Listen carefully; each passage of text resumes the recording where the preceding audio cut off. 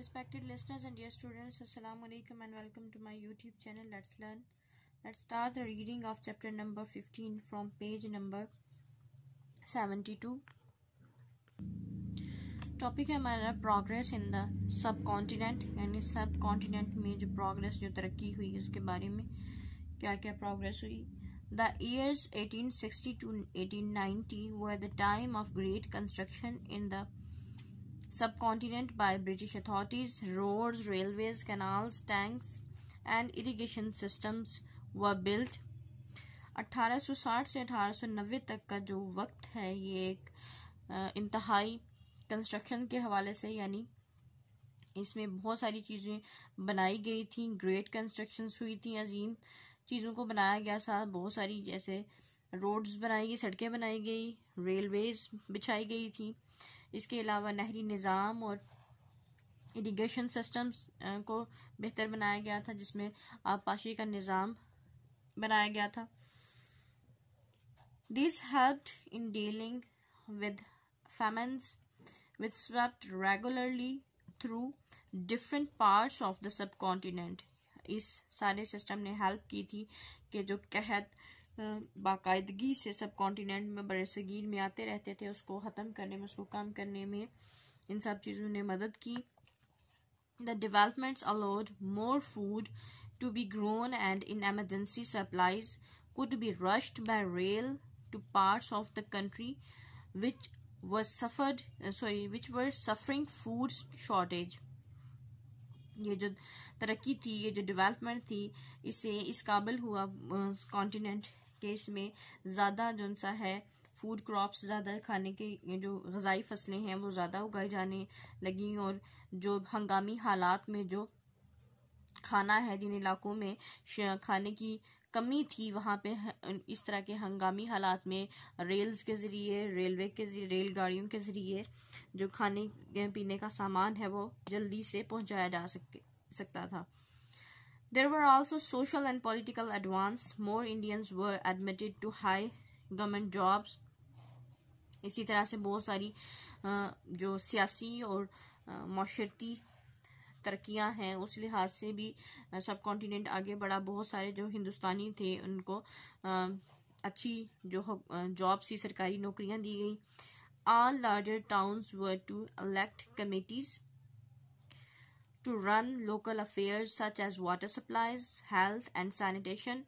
यानी जो बड़े बड़े कस्बे थे, टाउन्स थे, उनको एक कमेटी के तौर पे सिलेक्ट किया गया ताकि वो जो भी आम लोगों के वहाँ पे मसाइल हैं, जैसे पानी का मसला या पानी की फराहमी का मसला, सेहत का या सफाई सुथराई का मसला, वो सब लोकली वहाँ उन्होंने देखना होता था. The viceroy attempted to allow Indian जजेस to try Europeans in the court. जो वहाँ पे वाइसरॉय था उसने इस बात की इजाज़त दी थी कि जो हिंदुस्तानी जज हैं वो यूरोपियंस पे मुकदमे चला सकते हैं, उन पे ट्रायल्स कर सकते हैं. But there was such an outcry by the white people that he had to give up the idea. लेकिन जो उस वक़्त के वहाँ पे गोरे लोग थे उन्होंने इस कदर शोर मचाया इस बात पे कि हिंदुस्तानी लोग हमारे फैसले करेंगे, हमें कोर्ट में वो हमारी ट्रायल करेंगे. इस बात पे फिर जो वाइसरॉय था उसको हार माननी पड़ी और इस आइडिया को छोड़ दिया गया, ख़त्म कर दिया गया. In 1885, the Indian National Congress was formed by a number of educated and usually wealthy Indians. 1885 में इंडियन नेशनल कांग्रेस की बुनियाद रखी गई, जिसमें ज़्यादातर जो सा है पढ़े लिखे और अमीर घरानों के जो हिंदुस्तानी लोग थे वो शामिल हुए. As a society to talk about social and political matters. ये किस किस्म की सोसाइटी बनाएगी कि जो भी सियासी और माशरती मसाइल हैं उनके बारे में बातचीत की जा सके. They had little real power at first, being really a discussion group which could pass on idea to the government. ये स्टार्ट में इसको बिल्कुल ज़रा सी कोई पावर दी गई थी, इतनी कोई इसकी वर्थ नहीं थी. सिर्फ एक डिस्कशन ग्रुप के तौर पे इसको लिया गया था, यानी सिर्फ लोग बैठ के वहाँ पे बातचीत करते थे. गवर्नमेंट के जो भी इश्यूज और आइडियाज वगैरह होते थे जो उस पे. In the beginning, a few Europeans also joined, as did a few Muslims, but it eventually became a mostly Hindu society. Start में शुरू में जब कांग्रेस की बुनियाद रखी गई थी तो बहुत से जो बरतानवी लोग थे, यूरोपियंस थे, उन्होंने भी इसको ज्वाइन किया था, इसमें शमूलियत इख्तियार की थी, लेकिन चंद मुसलमानों ने भी की. लेकिन बाद में ये हकीकत वाज़ेह हो गई कि ये सिर्फ और सिर्फ एक हिंदू सोसाइटी है, ज़्यादातर ये हिंदू ही इसमें पार्टिसिपेट कर रहे थे और हिंदुओं के लिए ही काम कर रही थी. नेक्स्ट है जी इंडियन काउंसिल एक्ट ऑफ 1892. 1892 में एक और एक्ट पेश किया गया था, इंडियन काउंसिल एक्ट. वो क्या था? This was an important act as it allowed Indians to be elected to the viceroy's legislative council instead of just being nominated. ये जो एक्ट था इसके थ्रू जो हिंदुस्तानी लोग थे वो वाइसराय की जो लेजिस्लेटिव काउंसिल थी जहाँ से कवानीन बन के आते थे मुकन्नना, वहाँ के लिए एज अ मेंबर सेलेक्ट किए जाते थे, बल्कि सिर्फ नॉमिनेट नहीं किए जाते थे बल्कि वहाँ से इलेक्शन के थ्रू इलेक्ट होके वो आते थे. यानी सिर्फ अब हायर अथॉरिटीज़ उनको सिलेक्ट करके लेजिस्लेटिव काउंसिल में नहीं बिठा देती थी बल्कि अब इलेक्शंस के थ्रू वो लोग लेजिस्लेटिव काउंसिल में आएंगे. ये इस एक्ट का पहला पॉइंट था. Another important step for the Muslims was that they asked for and were given separate electoral rolls. यानी एक और जो अहम कदम था वो ये था कि मुसलमानों के को भी इसमें शामिल किया गया, उनके बारे में उनको भी पूछा गया और मुसलमानों को एक अलहदा से जो सा है वो इलेक्शन का हक दिया गया. This meant there were Hindu members for whom Hindus voted and Muslim members for whom Muslims voted. यानी इसका मतलब ये था कि जिन हिंदू जो वोटर्स हैं उनके लिए एक हिंदू मेंबर होगा जो कि सामने आएगा और मुसलमान वोटर्स के लिए एक मुसलमान मेंबर होगा जिसको मुसलमान ही वोटिंग करेंगे. यानी मुसलमानों में आपस में मुकाबला था, उनको उनमें से इलेक्ट करना था और जो हिंदू हैं हिंदू, यानी एक एक मेंबर दोनों हिंदुओं और मुस्लिम्स का मौजूद था. 1905 to 1906 were important years politically and socially. जो 1905 से 1906 का अरसा है वो अहम साल है, अहम अरसा है सियासी तौर पे भी और माशरती तौर पे भी. The viceroy Lord Curzon was a clear-sighted man and tried to do what he thought was good for people of India. Lord Curzon उस वक्त यहाँ का वाइसरॉय था जो कि एक साफ गो इंसान था और वो वही करता था जो कि इंडिया के लोगों के लिए उनके लिए बेहतरी का बायस, उनके लिए अच्छा था. He built more universities, but perhaps more importantly, he built primary and secondary schools to which poorer people could send their children. इसने बहुत सी यूनिवर्सिटीज़ भी बनाई, लेकिन शायद इसने जो बहुत अहम जो काम किया वो ये था कि इसने प्राइमरी स्कूल्स और सेकेंडरी स्कूल्स बनाए जिसमें जो गरीब लोग हैं वो अपने बच्चों को पढ़ने के लिए भेज सकते थे. प्राइमरी स्कूल्स वो होते हैं जहाँ पे क्लासेस 5 तक होती हैं, सेकेंडरी स्कूल में 2nd ईयर तक 12th तक क्लासेस होती हैं. उसने ये स्टार्ट किया ताकि इब्तदाई तालीम भी लोग हासिल कर सकें, सिर्फ यूनिवर्सिटीज़ ही नहीं. He realized that the past culture of India, Buddhist, Hindu and Muslims were very important and tried to preserve them. उसने इस बात को महसूस किया कि जो हिंदुस्तान का जो पहले की जो सकाफत है जिसमें बुद्धिस्ट लोग हैं, हिंदू हैं, मुसलमान हैं, ये बहुत अहम है और इसको महफूज करके रखना चाहिए. यानी उसने ये फील किया कि बरतानवी छाप ना लगे इनकी सकाफत पे. Even more important was his decision to divide Bengal into 2 parts, each with its own government. सबसे अहम जो इसका डिसीजन था, जो फैसला था, वो ये था कि बंगाल को, यानी जिसे अब हम बांग्लादेश कहते हैं, बंगाल को 2 हिस्सों में तकसीम कर दे और दोनों हिस्सों की अपनी अपनी हुकूमतें होंगी. Western Bengal was largely Hindu and fairly prosperous. Eastern Bengal was mainly Muslims and very poor. जो मगरबी हिस्सा था बंगाल का, जो मगरबी बंगाल था, वो बहुत बड़े पैमाने पे वहाँ पे हिंदू थे और वहाँ पे वो खुशहाल लोग थे, यानी पैसे के वेल्दी लोग थे, पैसे के एतबार से भी वो वेल्दी लोग थे। जबकि जो मशरकी बंगाल है इसमें ज़्यादातर मुसलमान थे जो कि गरीब थे। Immediately there was an outcry from the Hindus who felt that part of their trade would go through Chittagong in eastern Bengal.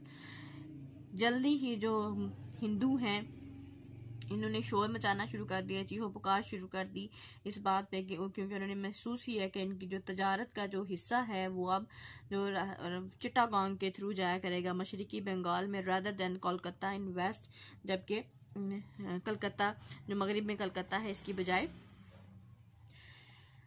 The merchants and land owners of Western Bengal thought they would lose the cheap labor of the poor Muslim peasants in the east। जो वहाँ के ताजर थे और जो ज़मीनों के मालिक लोग थे जो कि मगरबी बंगाल में थे, उन्होंने ये सोचना शुरू कर दिया कि इनको जौन सा है अब सस्ती जो मजदूरी है वो नहीं मिलेंगे जो मुसलमानों की शक्ल में थे, जो वहाँ पे किसान या मजदूरों के तौर पे मशरिक में अब चले गए हैं।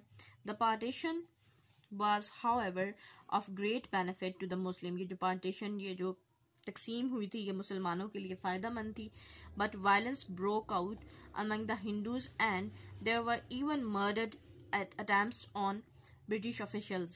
लेकिन जो हिंदू हैं उनके बीच में फसादात शुरू हो गए थे, कत्लो गालत शुरू हो गई, यहाँ तक कि उन्होंने जो हाई ऑफिशल्स थे ब्रिटिश गवर्नमेंट के, जो सरकारी लोग थे, उनको भी मर्डर किया, यानी उनको मार दिया गया। उन्होंने इस कदर वायलेंस से काम लिया। However, the division of Bengal increased and growing hatred between Muslims and Hindus, and this was partially responsible for the setting up in 1906 of Muslim League। अगरचे ये जो डिवीजन थी ये इसकी वजह से बहुत ज़्यादा मुसलमानों और हिंदुओं के दरमियान जो नफ़रत है वो मज़ीद बढ़ गई थी, जिसका जो सा है जो कि 22 बनी 1906 में मुस्लिम लीग के बनने का। मुस्लिम लीग क्या थी? An organisation for Muslims on the lines of the Indian National Congress for Hindus. एक ऐसी तंजीम जो कि मुसलमानों के लिए बनाई गई थी, बिल्कुल उन्हीं हदूद पे जिन पे इंडियन नेशनल कांग्रेस बनाई गई थी। Parliamentary reforms. The parliamentary reforms took place in 1909। 1909 में ये रिफॉर्म्स, ये इस्लाहात पेश की गई थी। अब मॉर्ले कौन था? Morley was secretary of state of India in London and Lord Manto the viceroy. जो मॉर्ले था वो क्या था? लंदन में इंडियन स्टेट का सेक्रेटरी के तौर पे काम कर रहा था और लॉर्ड मंटो जो है उस वक़्त का इंडिया का वाइसराय था। These reforms were the second great setup towards eventual independence। ये जो रिफॉर्म थी, ये तो इस्लाहात थी, ये दूसरा बड़ा कदम था हकीकतन आज़ादी की तरफ। They said that, इसमें कहा गया था, all provinces must have their own regional government, यानी वो रीजनल गवर्नमेंट क्या थी? Legislative assemblies with elected as well as appointed members. इसमें पहला पॉइंट ये था कि जितने भी सूबे हैं उन सब की इलाकाई हुकूमतें होंगी और उनमें कुछ मेंबर्स इलेक्शंस के थ्रू आएंगे और कुछ मेंबर्स जो से हैं वो अपॉइंट किए जाएंगे, यानी हायर अथॉरिटीज़ की तरफ से। सेकेंडली क्या था? minorities such as Muslims and Sikhs were to have separate representatives। ये जो अक़लियतें थी उस वक़्त मुस्लिम, जैसे कि मुसलमान और सिख, उनके अलग अलग अपने अपने नुमाइंदे होंगे। Indians could be appointed to the viceroy's executive council. जो वाइसराय की एक एग्जीक्यूटिव काउंसिल थी उसमें जो हिंदुस्तानी लोग हैं उनको भी पार्टिसिपेट करने का मौका मिलेगा, वहाँ पे अपॉइंट किए जाएंगे। Many Indian people of all belief now believe that they were being given a share, even if only a small one, in the running of their country। बहुत से जो हिंदुस्तानी लोग थे उन्होंने फिर इस बात पे मुत्तफिक हुए, उन्होंने इस बात पे इस बात को माना कि महसूस करने लगे कि अब जो है वो इस मुल्क की भाग दौड़ में उनको कुछ हिस्सा दिया गया है, भले ही एक कम हिस्सा दिया गया है। In 1911, under great pressure from Hindus, the British made the great mistake of reversing the partition of Bengal.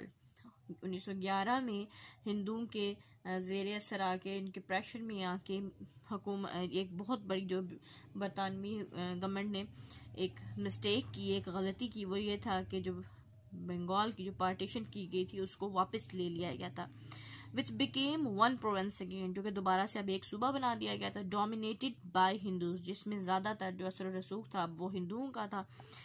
Now the Muslims saw the advantage of higher education and there was a rush to the universities. अब मुसलमानों ने ये महसूस किया कि उन्हें जो higher आला तालीम है उसके बहुत से फ़वाइद हैं, उन्होंने इनको ये महसूस होने लगा, आला तालीम के फ़वाइद महसूस होने लगे और लोगों ने अब धड़ाधड़ जो उनसा यूनिवर्सिटीज़ में जाके मुसलमान लोगों ने खास तौर पे एडमिशन्स लेने शुरू किए, दाखिले लेने शुरू किए। इसको यहाँ पे स्टॉप करेंगे। Wish you best of luck and अल्लाह हाफिज़।